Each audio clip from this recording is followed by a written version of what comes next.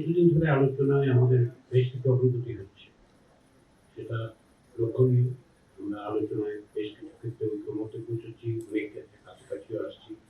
প্রাথমিক পর্যায়ে যে ২ মাসের আলোচনা হয়েছিল মার্চ থেকে মে মাসে, সেখানেও অনেক বিষয় ঐকমত্য হয়েছে, যেগুলো আমাদেরকে কাজে অগ্রসর করে থাকে, অর্থাৎ একটি জাতীয় সমাজ তৈরির ক্ষেত্রে আমাদের অনেকটাই এগিয়ে নিয়ে গেছে। কিন্তু পাশাপাশি যেটা, সেটা হচ্ছে অনেক বিষয়ে একমত হওয়ার পাশাপাশি আমাদের যেটা দরকার সেটা হচ্ছে রাষ্ট্র সংস্কারের জন্য মৌলিক বিষয়গুলোতে এক ধরনের ঐকমত্য প্রতিষ্ঠা করা। কারণ আমাদের সকলে আমরা যারা উপস্থিত আছে, আমাদের সকলের যে লক্ষ্য এবং উদ্দেশ্য এক, এবং সেগুলো অর্জন করার চেষ্টা করাটাই হচ্ছে আমাদের সকলের আন্তরিক প্রচেষ্টা। আমরা একটা জবাবদিহিমূলক রাষ্ট্রের কথা বলছি, আমরা যাতে করে ক্ষমতায় এককেন্দ্রীকরণ না হয় সেটার কথা বলছি, নাগরিকদের অধিকার সুরক্ষার কথা বলছি, বিচার বিভাগের স্বাধীনতার কথা বলছি, এবং প্রাতিষ্ঠানিকভাবে যেন এমন ব্যবস্থা তৈরি করা যায় যা কোনো অবস্থাতে এদেশে আবার ফ্যাসিবাদী শাসন তৈরি না পারে সেটা নিশ্চিত করা। এই লক্ষ্যগুলোর ব্যাপারে, নির্দেশগুলোর ব্যাপারে আমরা সকলেই আছি। আমাদের ইন্টেনশনের দিক থেকে, উদ্দেশ্যের দিক থেকে কোনো ভিন্নতা নেই। কমিশনের কোনো আলাদা উদ্দেশ্য নেই, উদ্দেশ্য একটাই।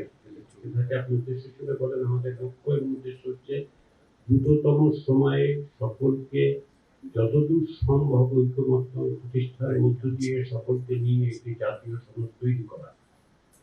আমরা বারবার বলেছি যে আমাদের লক্ষ্য হচ্ছে এই জুলাই মাসের মধ্যেই যেন আমরা এই কাজ সম্পন্ন করতে পারি। অনেক বিষয়ে নিষ্পত্তি হয়নি, আলোচনা হয়েছে, সেটা যেহেতু অগ্রগতি হয়েছে, আমরা আগামী সপ্তাহগুলোতে আশা করছি যে সেগুলোর ব্যাপারে একটা মীমাংসার জায়গায় আমরা যেতে পারবো। সেটাই লক্ষ্য, সেটাই উদ্দেশ্য। এর বাইরে আসলে আমাদের কারোই কোনো উদ্দেশ্য নেই, বিশেষ করে কমিশনের উদ্দেশ্য থাকার কোনো কারণ নেই।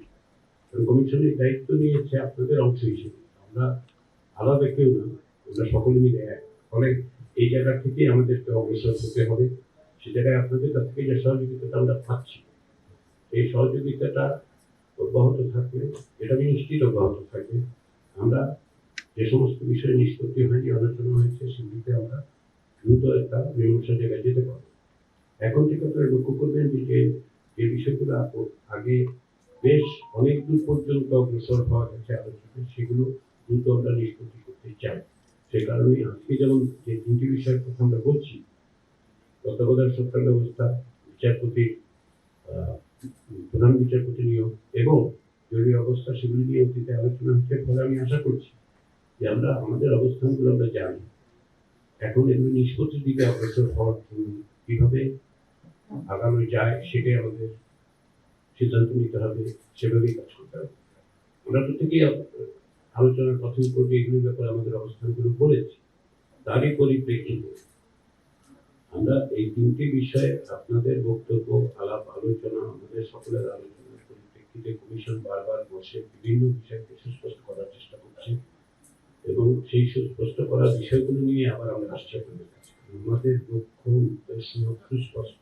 আমরা চাই দ্রুততম সময়ে যেন সকলে মিলে এক জায়গায় আসতে পারি। সেদিক থেকে আজকের এই 3টে বিষয় আমি আশাবাদী যে আমরা আজকে সম্ভবত এই বিষয়গুলোর একটা নিষ্পত্তি জায়গায় যেতে পারব। সেই আশা রেখে আবার সবাইকে ঐকমত্য কমিশন থেকে ধন্যবাদ জানিয়ে